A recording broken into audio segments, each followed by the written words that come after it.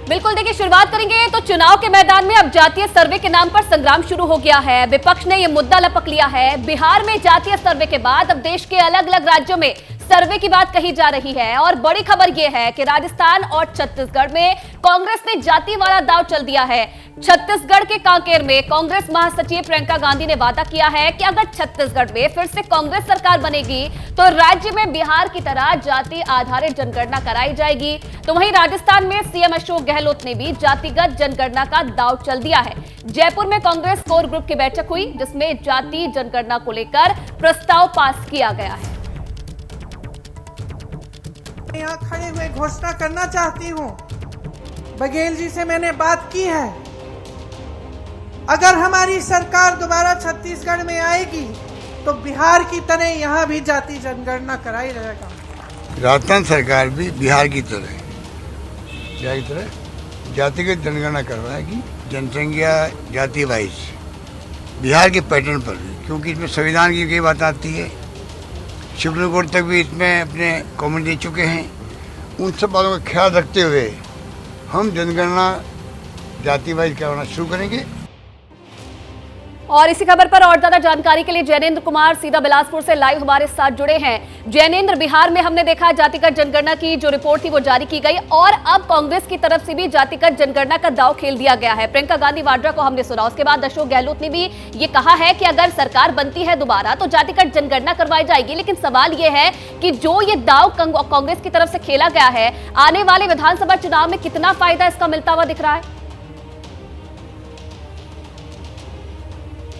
देखिए, ये चुनाव के नतीजों के बाद ही स्पष्ट होगा कि कांग्रेस का ये दांव कितना कामयाब रहा या फिर इसका असर नहीं हुआ।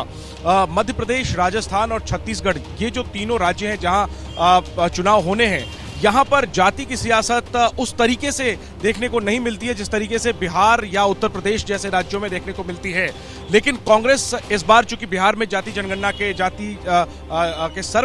जातीय गणना के सर्वे जारी किए जाने के बाद राजनीति जो है वो गरमाई हुई है और ऐसे में कांग्रेस ने ये ऐलान करके एक बड़ा दांव चला है। और सूत्रों ने हमें ये बताया है कि परसों कांग्रेस वर्किंग कमेटी की बैठक दिल्ली में है। संभव है कि उस वर्किंग कमेटी की बैठक में भी एक प्रस्ताव पारित किया जाए जातीय जनगणना को लेकर के।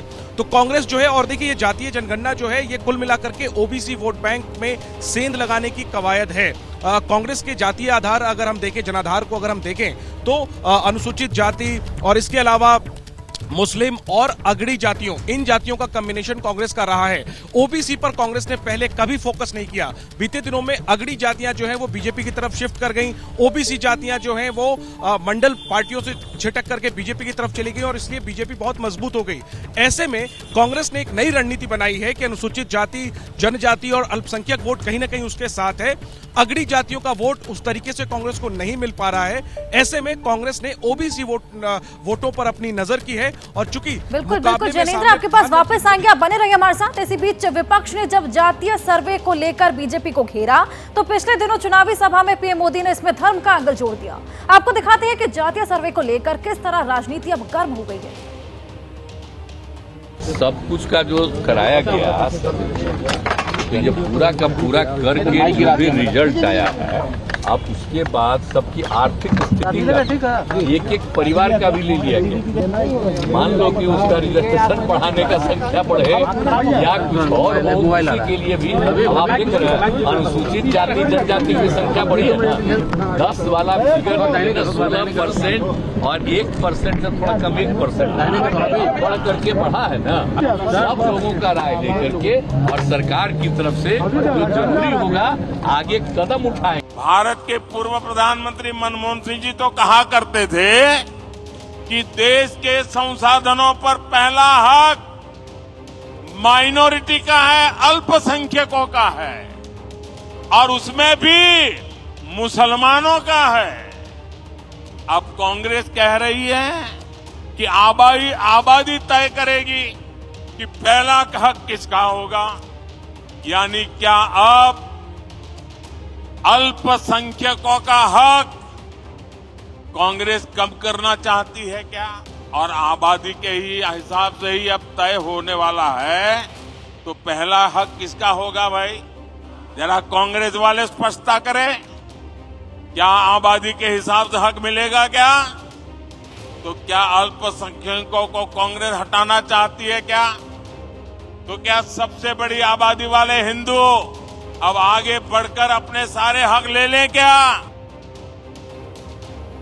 जैनेंद्र बाइट साहब ने दर्शकों को सुनाई, तो क्या अब धर्म की काट जाती है? बिल्कुल, जिस तरीके से राष्ट्रवाद के इर्द गिर्द या धर्म के इर्द गिर्द बीजेपी की तरफ ध्रुवीकरण देखने को मिला है बीते चुनाव में, इसी वजह से कांग्रेस अब इसको इसके काट में ये काट लेकर आई है। और हमें ये नहीं भूलना चाहिए कि ओबीसी का जो ओबीसी वोट वर्ग जो है वो लगभग आधे से ज्यादा बिहार में, बल्कि तो तकरीबन 60% से ज्यादा ओबीसी समाज के लोग जो हैं वो आंकड़ों में सामने आए हैं। जाहिर सी बात है ये एक बड़ा वर्ग है और इसको लुभाने के लिए आपने देखा होगा कि महिला आरक्षण विधेयक के समय भी कांग्रेस ने पुरजोर तरीके से महिला आरक्षण के अंदर ओबीसी कोटे की मांग की, और अब जातीय जनगणना की मांग जो है वो भी उसी की तरफ एक चला हुआ तीर है। ये कितना निशाने पर लगता है इसकी समीक्षा चुनाव के बाद ही की जा सकती है, लेकिन निश्चित तौर पर कांग्रेस ने बीजेपी बिल्कुल जैनेंद्र, समीक्षा चुनाव के बाद ही होगी। आपके पास वापस लौटेंगे, आगे बढ़ेंगे।